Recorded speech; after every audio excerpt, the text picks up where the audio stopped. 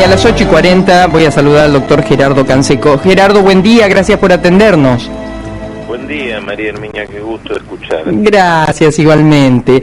Bueno, más que nunca es interesante escuchar la voz de los trabajadores, ¿no? En estos 100 años de YPF, una YPF que me gustaría escucharte a vos, pero que ha vivido las vicisitudes de nuestro país, lo que ha ocurrido en estos 100 años, ¿no? Con sus cosas, con sus avances y con sus retrocesos. Sí, efectivamente, YPF... esta época y estas fechas como un aniversario de un centenario de la empresa más importante de nuestro país siempre lleva a que hagamos algunas reflexiones. YPF yo diría es la empresa que ha sido el motor de desarrollo de nuestro país, sin lugar a dudas. Es una empresa que entre otras cualidades ha sido una empresa generadora de ciudades en nuestro país, así que mucho del desarrollo de distintas regiones tienen directamente que ver con YPF, todo el sur, y en nuestra región inclusive también, particularmente en San Lorenzo. Bueno, YPF ha simbolizado la máquina que permitió el desarrollo de tantas zonas de nuestro país, y acompañó, por supuesto, la historia de nuestro país, y la propia historia de YPF es, si se quiere, un paralelismo con la historia de Argentina. Cuando llegaron épocas de gobiernos liberales, YPF sufrió lo mismo que sufrió nuestro país, y bueno, y ahora estamos en un proceso también de reactivación de la compañía, con una cantidad de proyectos verdaderamente que nos permiten pensar a YPF como una empresa generadora de futuro en nuestro país. Ya tenemos que dejar de ver a YPF como la empresa que producía hidrocarburos y que llenaba el tanque de los argentinos de combustible, porque hoy las proyecciones de YPF tienen que ver, además de su actividad principal, tienen que ver con la generación de energía eléctrica, tienen que ver con la provisión y el impulso de las actividades del agro con YPF Agro, y bueno, sin lugar a dudas, lo que ha sido el desarrollo de Vaca Muerta, y lo que viene como principal proyecto de futuro seguramente será la exploración offshore en la plataforma marítima argentina, un proyecto que puede significar, por supuesto, en el caso que se descubran cuencas de petróleo, puede significar un impulso para nuestro país de una magnitud que hoy no estamos en condiciones de prever ni de imaginarnos, así que bueno, eso es YPF. Festejamos, celebramos, porque es la empresa más importante de nuestro país, y apostamos a que esto siga evolucionando para que nos dé futuro. Uh-huh. Yo recuerdo que en épocas del actual embajador Nielsen, me había comentado un día como al pasar que la recaudación a través de todo lo que tiene que ver con el, podríamos decir, merchandising, ¿no?, de las estaciones de servicio YPF, era monstruosa, era una de las, no sé si principales, no quiero cometer ese error, ¿no?, pero que aportaba muchísimo a la vida de YPF. ¿Es así? Sí, es uno de los recursos más importantes que tiene la compañía, que desde luego no es el único, pero es uno de los recursos más importantes.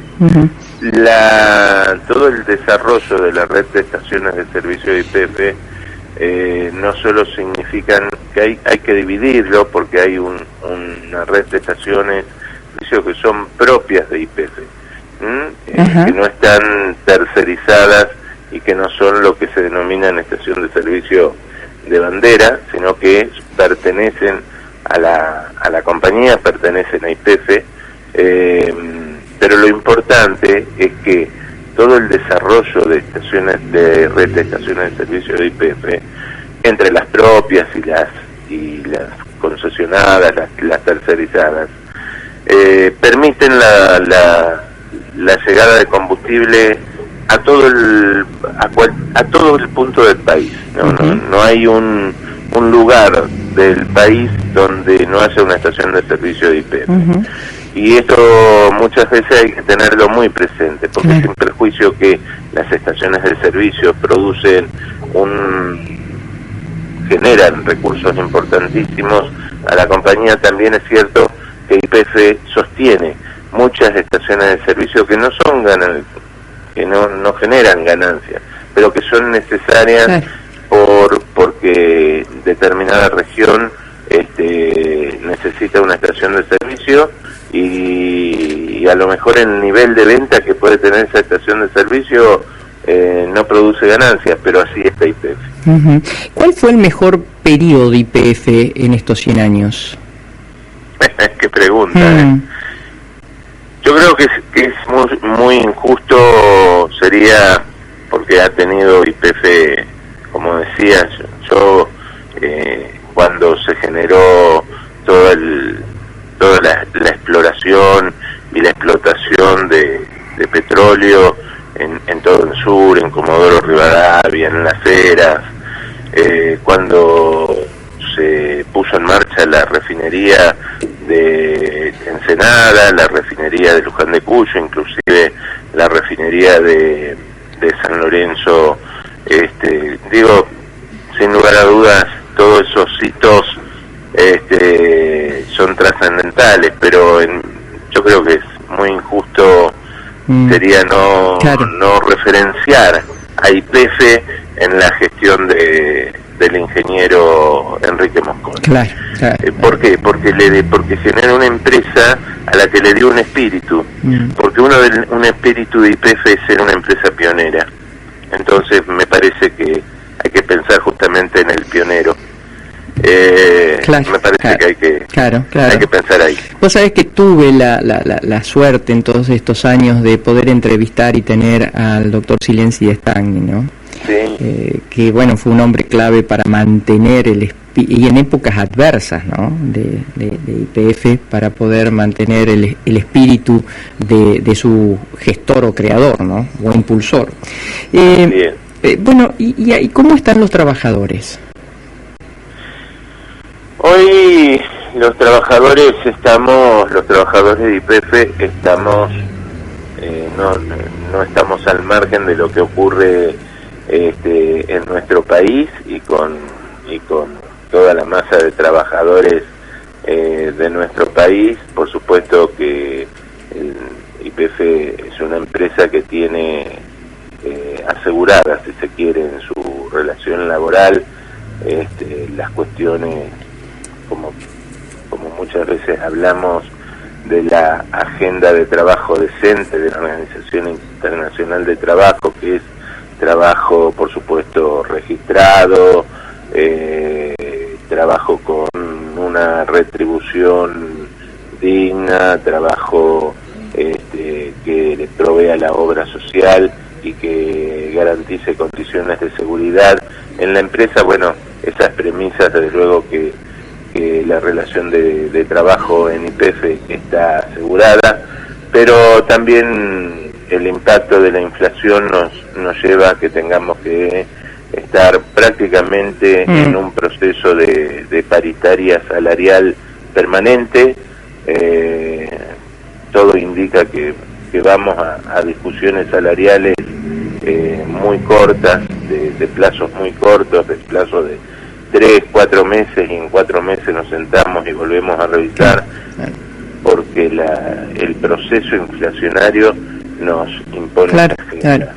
Dos últimas preguntas. Por un lado, Vaca Muerta, que hay allí todo un potencial. Ayer se habló mucho, el presidente, la vicepresidenta, el presidente de YPF, sobre el gasoducto, ¿no? Que si termina en tiempo y forma, no solo abasteceríamos a partir del año que viene a la Argentina, sino que exportaríamos, ¿no? Lo que el mundo está necesitando. Efectivamente.